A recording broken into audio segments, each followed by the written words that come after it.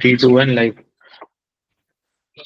Hello, everyone. Welcome to FPL Without Borders. We are back with FPL Gameweek 27. Quick preview this time. We had a very short turnaround from the last game week deadline, and we only had 2 days. So this will be a quick one. We are recording this after the Liverpool and Man City game. And today with me, we have Essen today. Puneet isn't in office, so we'll be discussing Game Week 27 with you. And yeah, before we start, Essen, let's discuss how this game week went. Game week Yes, 20. please. So let's go. I think like the major difference in my points and your points was the AM AM pick, the punty pick that we did. I'm glad that you stuck with Glasner. He was more of a solid option given how Palace have performed away this season. I went for McKenna because I thought how leaky Spurs are, and Ipswich were playing at home. And I think if I'm not wrong, Ipswich defeated Spurs in the reverse fixture. So I think that was when they beat Man City and then lost to Spurs. So I went with him. I thought there was a good chance to get a table bonus, and I believe in the starting of the match they should have been 1 or 2 nil up. So I think just a bit of hard luck there, but no issues.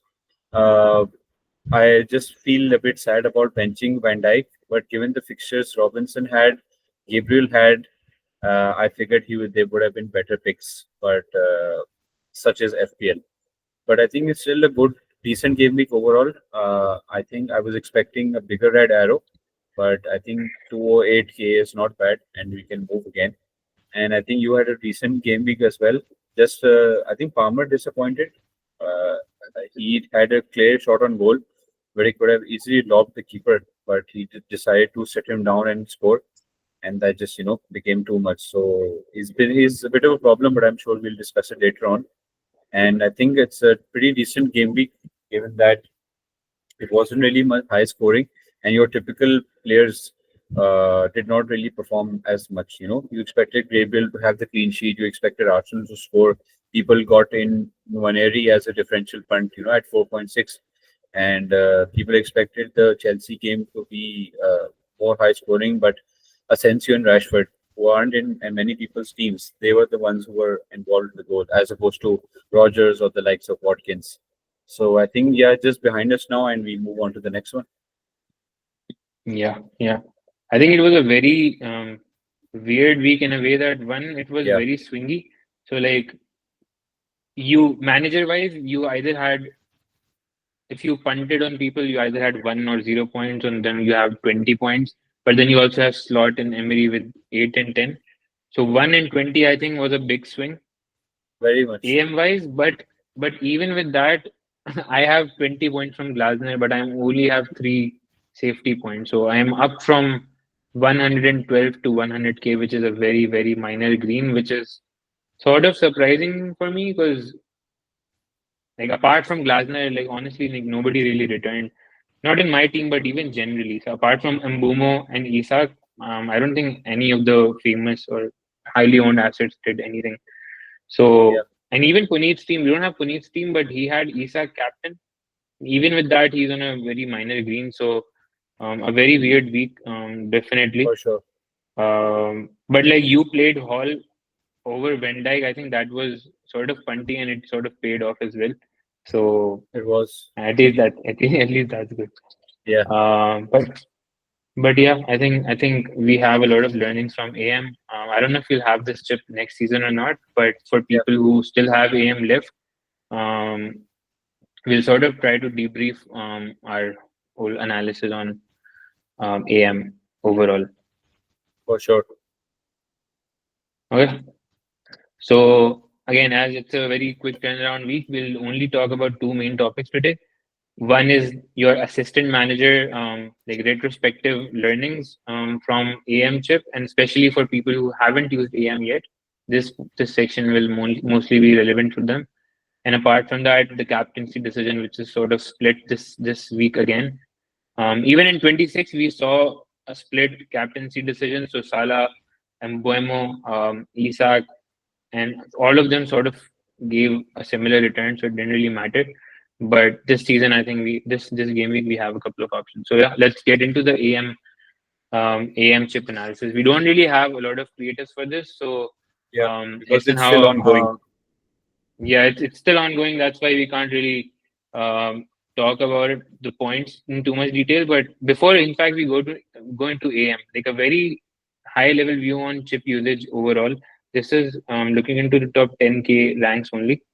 So not so surprisingly, assistant manager, most people, like 70% of people have played it, but that means that 30% of people who haven't played it will play it on the last stage of the season. They have a big, I think, sort of an advantage because they have learnings from these game weeks. So it's the first time we played assistant manager. So that's good. One thing that was shocking to me was 61% have played the triple captain. So, like, to the 40% that are left, that's like obviously a good advantage that they have right now. But bench boost, free hit, wildcard, that's sort of still just still open for Yeah, everybody. Anything else to sort of call it? This is all ranks included, not just top 10K. But again, similar sort of graphics. AM yeah. here is very low, but I would assume that all the inactive managers They they're missed not out on it. really, yeah, they missed out on it.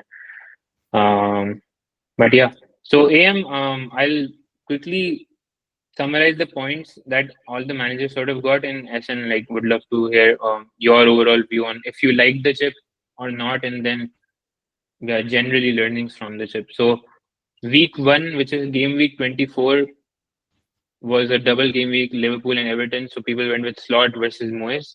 Slot got 15 points, if I'm not wrong, and Moyes got 22 points. After that, they were like Slot versus Emery. So Slot got 13 points and Emery got 14 points. And then people went with, and like this week, like obviously we had a lot of variance. So people went with Glasner, McKenna, Arteta, Slot, Emery. Even Mr. These were Loy the prime, for that punt at home. People went with yeah, Root and Mr. Loy just for the Drew sake of it. Wenstro as well. And Gian Bantra, he actually went for Potter. So he Yeah, went for Potter no one AM, saw that and coming. that was no one saw that coming. Not at all. So we had a lot of differentiation this week, and so points wise, Slot and Emery sort of gave a typical 8 to 10 pointer return, which is a safe return for AM. And then um, your Potter and Glasner were basically the big hits for AM. Like you got the table bonuses. Even Apart from the that was Arslan, even the Wolves game, oh yeah. remember? Yeah, so that was also, So yeah, what do you think about the chip? Did you like the chip first of all or not? Would you want it next season? And then what key learnings do you have from the chip? yeah. If I was to sum it up in like a sentence, I think it was a perfect depiction of the term high risk, high reward. Honestly, I don't think I can sum it up any better.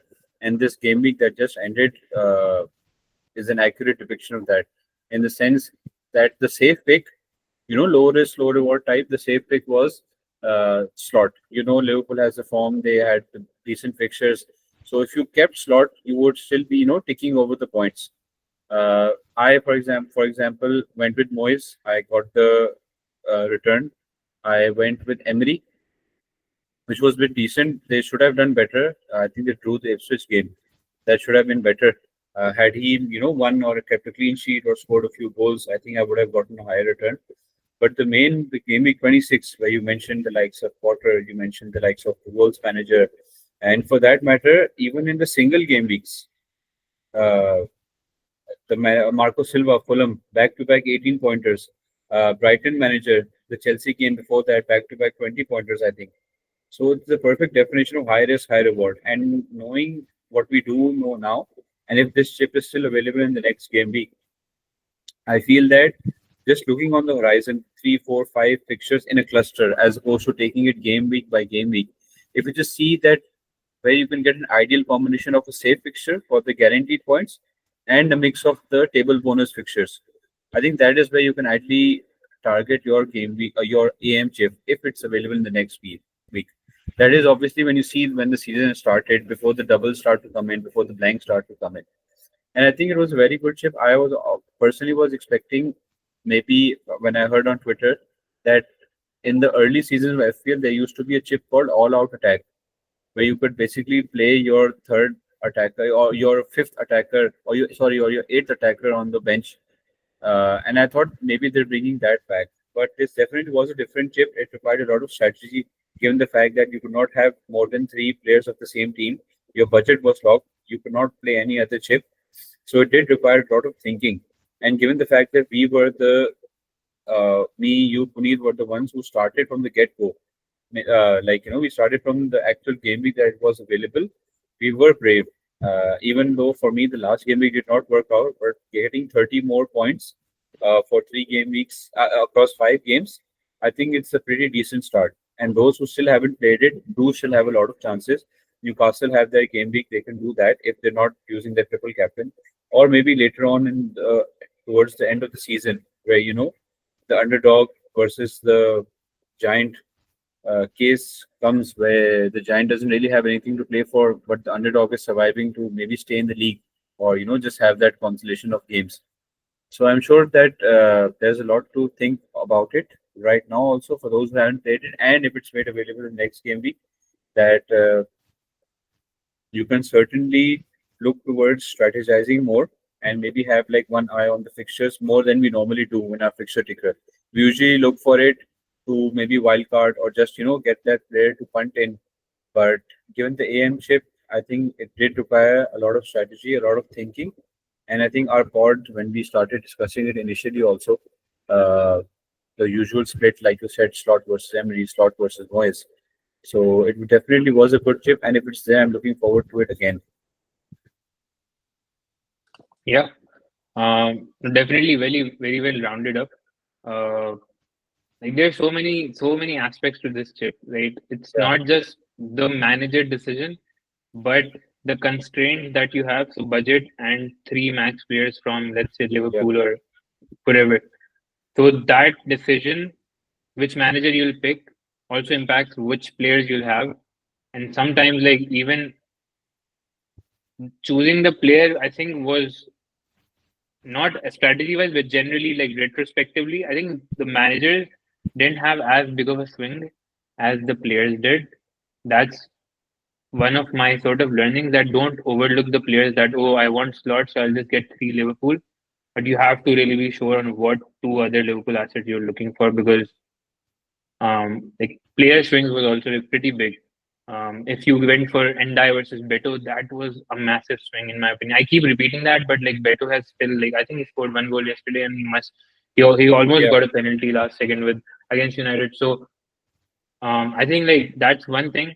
Also, the way we started this chip in game week 24, we got that panic announcement about game week 25 double, and everybody was initially planning to do TC like triple captain in 24, uh, and then play the AM later on. But then as soon as we got that 25 announcement, obviously we only had I think 2 days to sort of respond to it.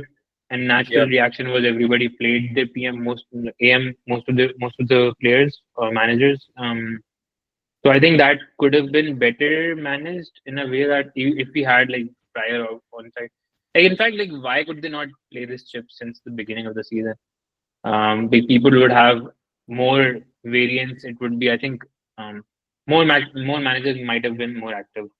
But anyways, like learnings wise, I think like very deep understanding of how the fixtures look like is very important, because so like if you're picking which table bonus team to target, that strategy going on with, oh, how many transfers you have, what's your budget. So I think it's a very good chip overall, because you have to think a lot about it.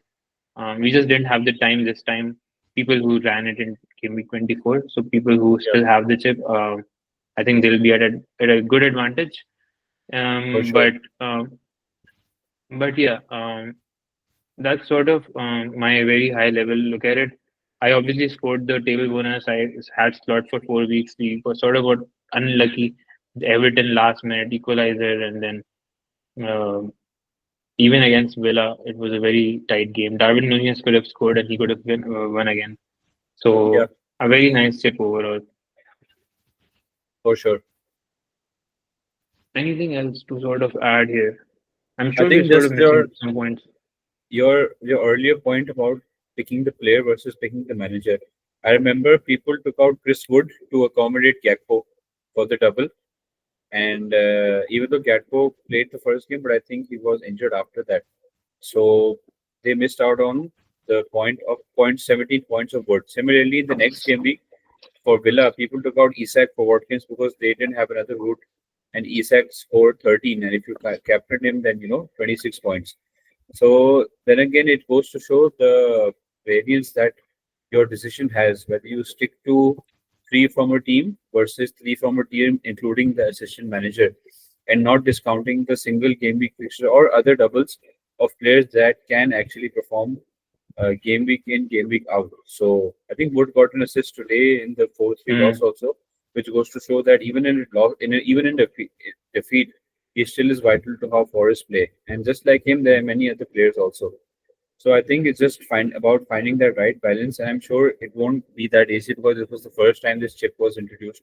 But if it's still there the next season, I think we can maybe tackle it better. Like you said, maybe next time it's available from the first game week, or maybe next time it's announced at least prior to maybe like a week's long deadline, as opposed to having a small turnaround time. So definitely an interesting one and one to look out for the future if it's there. Yep, yep. And also sort of like hedging against certain managers, right? So a lot of people went with not a lot of, but like a decent amount of people went with Glasner. But if somebody had Munoz or Mateta, they don't really have to go with Glasner because they're already sort of covered from Crystal Palace, right? So again, Yes. like lots of variables you have to think about, and it's a nice tip to have, in my opinion. But I doubt they'll have it next year because at Yeah. least on social media, there's been a lot of backlash. People have been hating on this chip, and reason being, obviously, it's a big swingy chip, right? Arteta got a 0 pointer, which I think is a big swing, like a 20-point swing. That's like a triple captain in 1 week, and we got like 5 weeks of this AM, so plenty of upside, honestly. Yeah. No, no, for sure. Yeah, that's sort of our overall take on AM. Hmm. Not a lot to discuss, but let's get to a few other things for game week 27 now. So a lot of people have Dango. I just wanted to share this quote from Arayola on Ivan Nielsen injury. So he said, I think he's doing well. I think because he's a different injury. It's not a muscle injury. It's a bone to heal.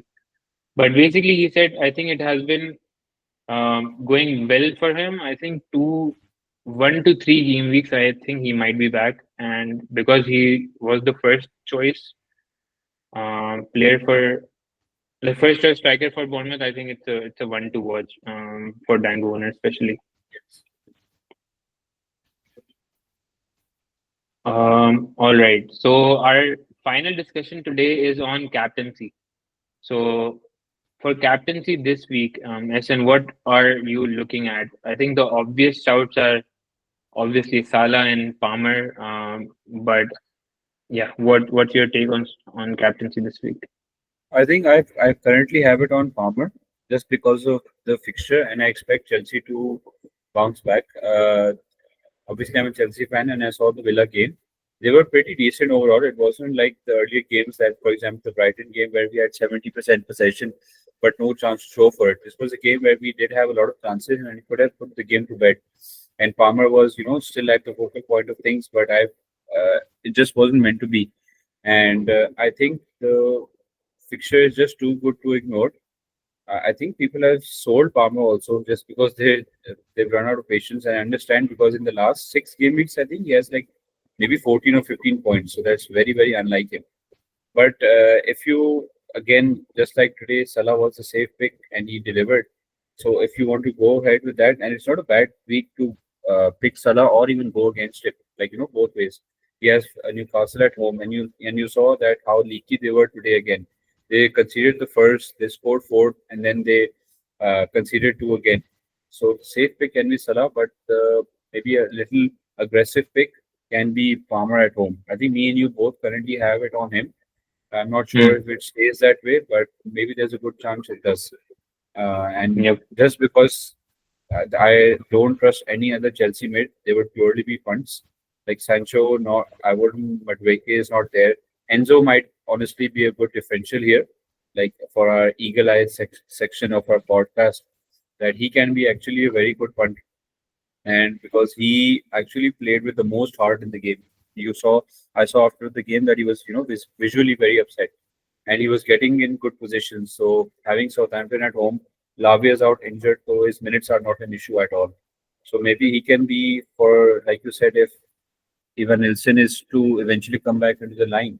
So maybe an Otara to Enzo, or those who still have Ahmad, if they can get Enzo and maybe double up on the Chelsea midfielders. But I think Salah safe pick, Palmer punty pick, and even a more punty pick might be Bruno. I think they play Ipswich at home, United.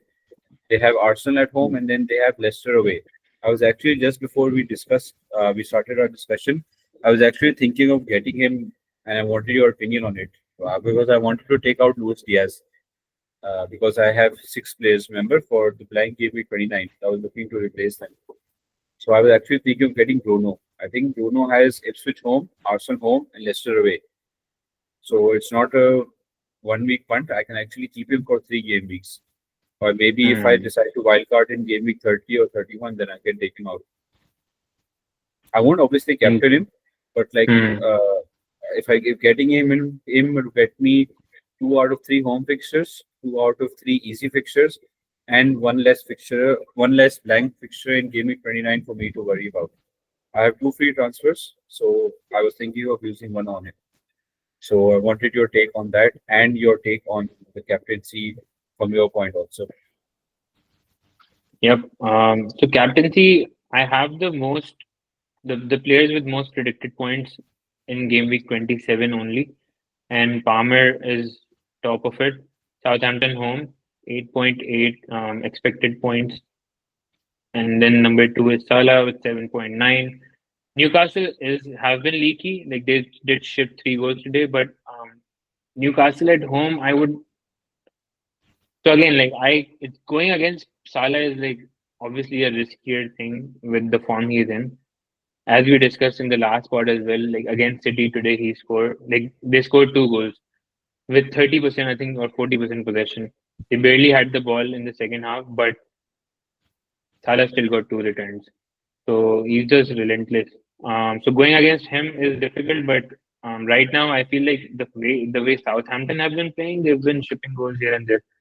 So even though Palmer and Chelsea's form are not that great, but Chelsea Palmer actually, I think he could have scored once or twice last like, against Villa. Yep.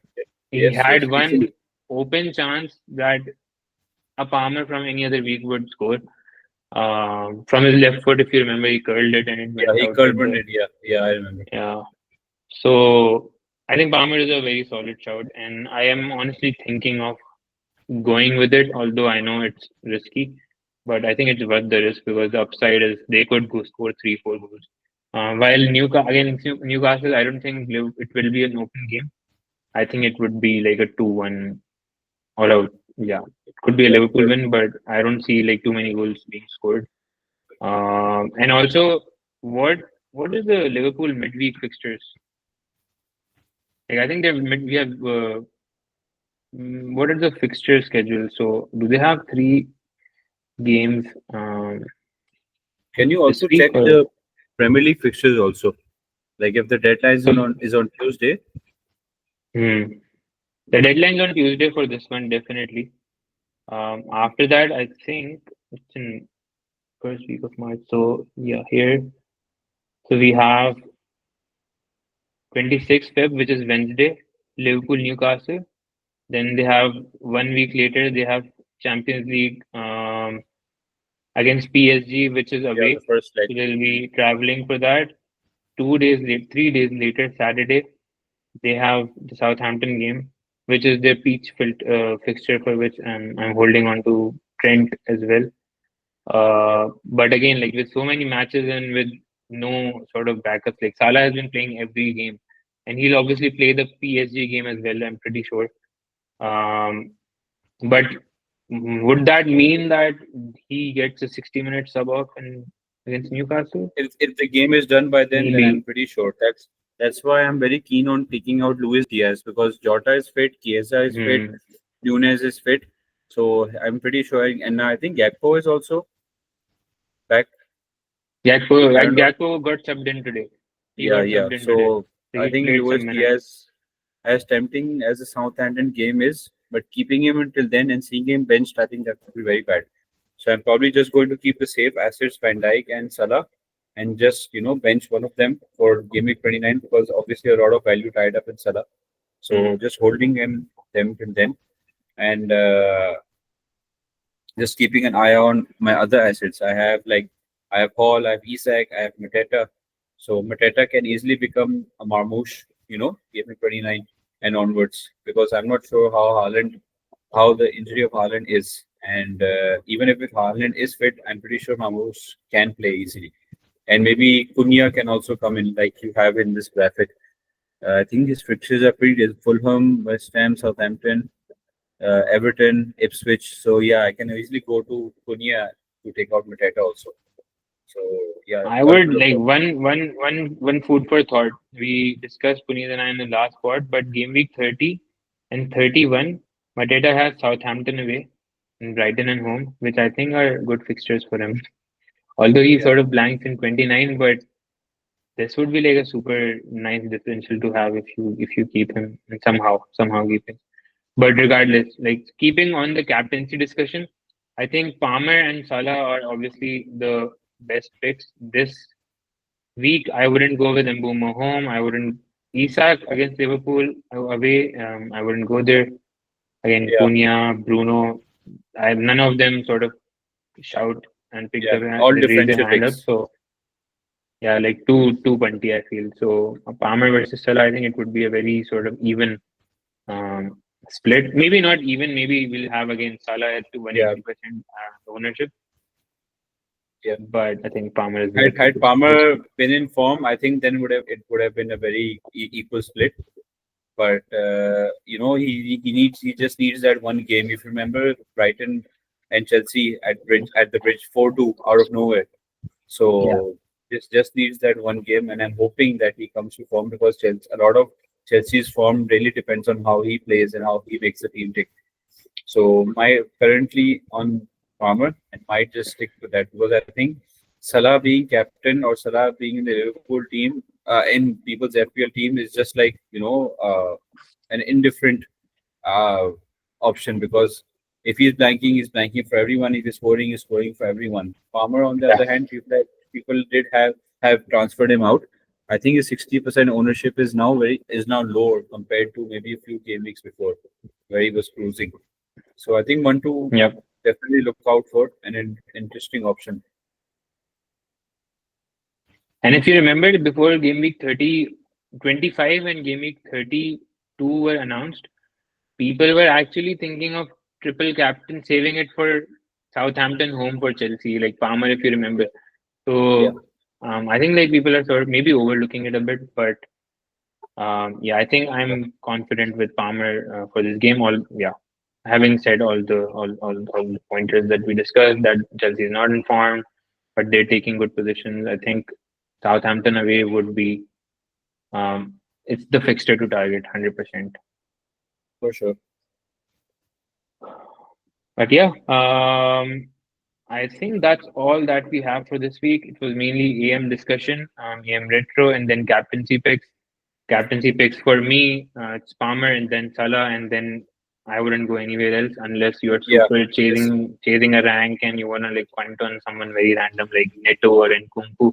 I would not suggest that. What about you?